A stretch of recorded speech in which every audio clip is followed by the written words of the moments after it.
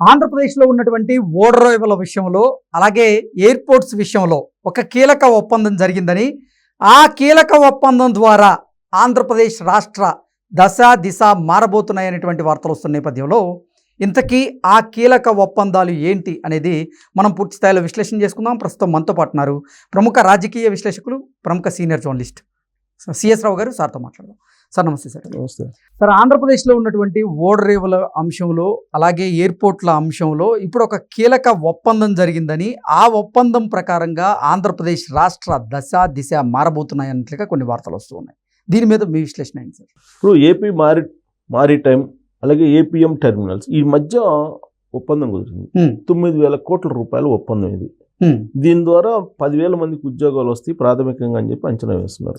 అయితే ఈ ఒప్పందం మిగిలిన ఒప్పందాలకి భిన్నంగా ఏంటి, నిజంగానే ఏపీ దశను మార్చబోతుందా అని అంటే ఖచ్చితంగా మార్చే అవకాశం ఉంది. ఎందుకనంటే మిగతా రాష్ట్రాలకి లేని సౌకర్యం, మిగతా రాష్ట్రాలకు లేనటువంటి ప్రత్యేకత ఆంధ్రప్రదేశ్కు ఉంది. ఏంటంటే దాదాపు 1000 కిలోమీటర్ల సముద్ర తీరం ఉంది. అవును. ఈ సముద్ర తీరం వెంబడి ఓడరేవుల్ని ఏర్పాటు చేయాలనేది చంద్రబాబు నాయుడు గారి యొక్క ఆలోచన. ఎలా? ప్రతి 50 కిలోమీటర్లకి ఒక ఓడరేవు లేదా హార్బరు. ఇది ఆయన కాన్సెప్ట్. సార్, దీన్ని డెవలప్ చేయడానికే ఏపీ మారిటోరియం అనేది ఒకటి పెట్టారు.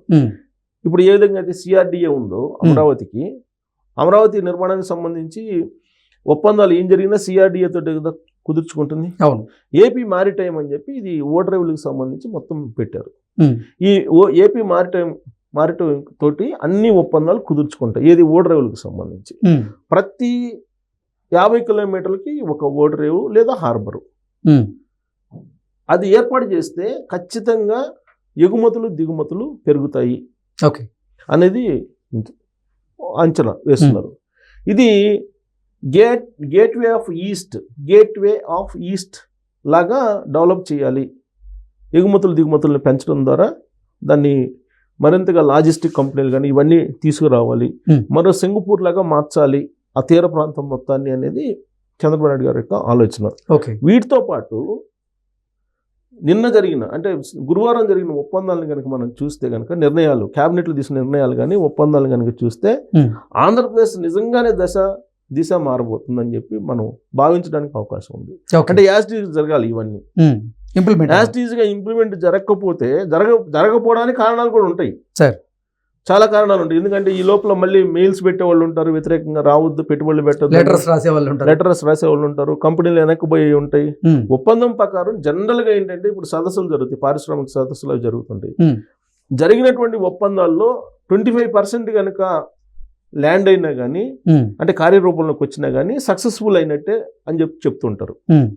అంటే 100% రావు. దాదాపు 1,00,000 కోట్ల ఒప్పందాలు చేసుకున్నారు అనుకోండి, 25 లక్షల కోట్ల ఒప్పందాలు ల్యాండ్ అవుతాయి, కార్యరూపంలోకి వస్తాయి. అంతే తప్ప 1,00,000 కోట్ల ఒప్పందాలు జరిగినాయి కాబట్టి 1,00,000 కోట్లు రారు. ఎక్కడ ఏ సదస్సులో కూడా అది సాధ్యం కాదు. అలాగే ఆంధ్రప్రదేశ్ ప్రభుత్వంతో కుదుర్చుకున్నటువంటి ఒప్పందాలు ఏవైతే ఉన్నాయో ఆ ఒప్పందాలకు సంబంధించినటువంటి అన్ని కార్యరూపంలోకి రావాలనేవి లేదు, వస్తాయని కూడా నమ్మకం లేదు. కాకపోతే ఇప్పుడు ఈ కంపెనీ మాత్రం ఖచ్చితంగా 9,000 కోట్ల రూపాయలు పెట్టుబడి పెట్టడానికి వచ్చింది. ఏపీ మారిటైమ్ తోటి ఒప్పందం కుదుర్చుకుంది, ఏపీఎం టెర్మినల్స్ అనేది.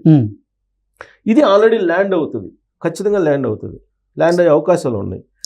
దీంతో పాటు జరిగినటువంటి ఒప్పందాలు చాలా ఉన్నాయి గతంలో. అలాగే బైఫర్కేషన్ యాక్ట్లో కూడా అనేక అంశాలు ఉన్నాయి, రావాల్సినవి, ఆంధ్రప్రదేశ్ రావాల్సిన అంశాలు చాలా ఉన్నాయి.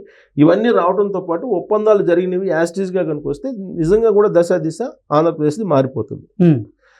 ఇప్పుడు ఓడరేవులకు సంబంధించి చెప్పుకున్నాం. తాజాగా గురువారం రోజు అనౌన్స్ చేసిన దాని ప్రకారం చిత్తూరు కుప్పంలో ఒక ఎయిర్పోర్ట్, అలాగే నెల్లూరు జిల్లాలో కావలి సమీపంలో దగదర్తి అనే ఒక ప్రాంతం ఉంది, అక్కడ ఒక ఎయిర్పోర్ట్. ఈ రెండింటికి పర్మిషన్స్ వచ్చేసాయి.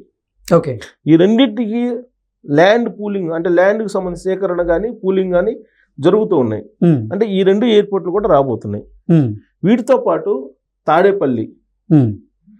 తాడేపల్లిలో ఒకటి. ఇలా మొత్తం ఆంధ్రప్రదేశ్లో దాదాపు 8 గ్రీన్ఫీల్డ్ ఎయిర్పోర్ట్లు రాబోతున్నాయి. అలాగే భోగాపురం, అది 2026 కల్లా పూర్తి కాబోతుంది. భోగాపురం ఎయిర్పోర్ట్ కేవలం ఎయిర్పోర్టే కాదు, దక్షిణ ఆసియాలో ఉండేటువంటి విమానాలన్నిటికి కూడా సర్వీస్ చేసేటువంటి సెంటర్ అది. విమానాల సర్వీస్ సెంటర్గా కూడా మారబోతుంది భోగాపురం అనేది. చాలా మంది ఏమనుకుంటున్నారంటే వైజాగ్ ఇంటర్నేషనల్ ఎయిర్పోర్ట్ పక్కనే ఉంది కదా, మళ్ళీ భోగాపురం ఇంటర్నేషనల్ ఎయిర్పోర్ట్ ఏంటి అని చెప్పి చాలా మంది భావిస్తూ ఉన్నారు.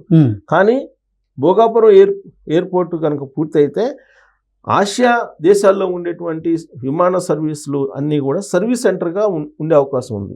ఎందుకంటే ఇక్కడ ఎక్కడ సర్వీస్ సెంటర్ లేదు విమానాలకి. సో ఆసియా దేశాల్లో ఉండేటువంటి అన్ని కూడా ఇక్కడ సర్వీస్ సెంటర్ సర్వీస్ చేసుకోవడానికి వచ్చే అవకాశం ఉంది. అన్ని రాకపోయినా కొన్నేనో వచ్చే అవకాశం ఉంది. దాని పర్పసే అది. ఇంకొక వైపు Gannavaram international airport, Tirupati international airport, ఇన్ని ఫెసిలిటీస్ ఆంధ్రప్రదేశ్కి ఉన్నాయి. శ్రీ సిటీ డెవలప్ అవుతుంది. మొత్తం వరల్డ్ వైడ్ ఇప్పుడు శ్రీ సిటీ మారుమోగిపోతుంది, ఎలక్ట్రానిక్స్ హబ్గా మారుతుంది.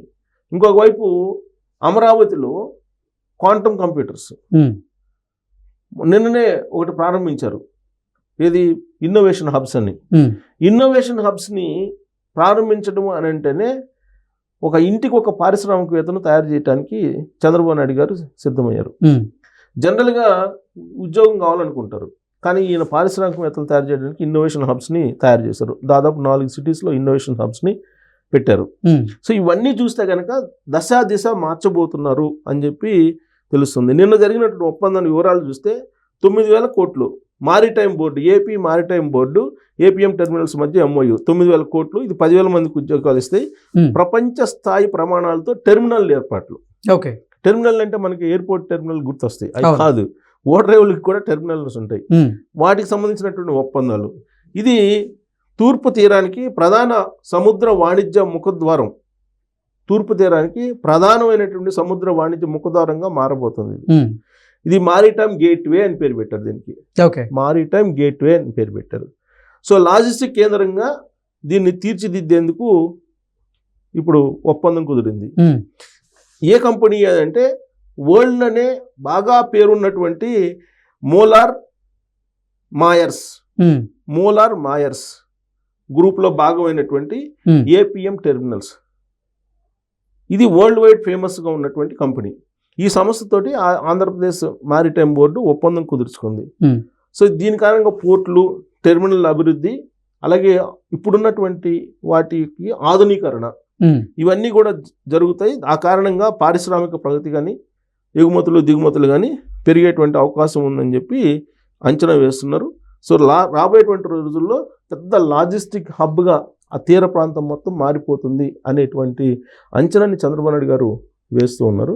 ఆయన అంచనా వేశారంటే కనీసం 100లో 70-80% అన్నా ఫుల్ఫిల్ అయ్యేదానికి అవకాశం ఉంది. అయితే కనుక డెఫినెట్గా ఆంధ్రప్రదేశ్ వికసిత్ భారత్ లాగా వికసిత్ ఆంధ్రప్రదేశ్గా మనం భావించడానికి చూడడానికి కూడా అవకాశం ఉంది. Okay sir, thank you.